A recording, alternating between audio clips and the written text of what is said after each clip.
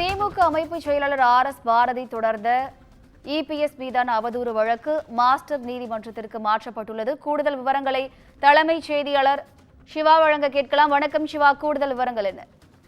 வினிதா, போதைப் பொருள் கடத்தல் விவகாரத்தில் திமுகவை தொடர்பு படுத்தி அதிமுக பொதுச் செயலாளர் எடப்பாடி பழனிசாமி பேசியதை எதிர்த்து ஆர்.எஸ். பாரதி தொடர்ந்த வழக்கை மாஸ்டர் நீதிமன்றத்திற்கு மாற்றி சென்னை உயர்நீதிமன்றம் ஒரு உத்தரவை பிறப்பித்திருக்கிறது.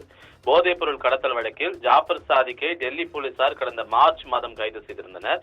இந்த நிலையில திமுகவுடன் ஜாபர் சாதிக்கை தொடர்பு படுத்தி அதிமுக பொதுச் செயலாளரும் சட்டமன்ற எதிர்க்கட்சி தலைவருமான எடப்பாடி பழனிசாமி தன்னுடைய எக்ஸ் வலைதள பக்கத்துல பதிவிட்டு வரக்கூடியதால் தங்களுக்கு 1 கோடி ரூபாய் மான நஷ்ட ஈடு வழங்க உத்தரவிட வேண்டும் என்று திமுக தரப்பில் இந்த வழக்கு தொடரப்பட்டிருந்தது.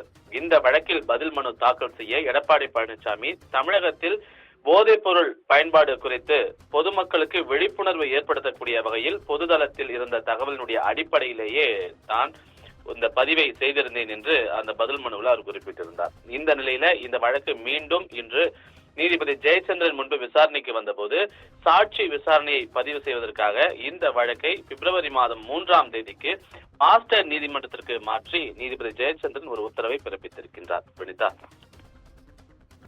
கூடுதல் விவரங்களுக்கு நன்றி சிவா.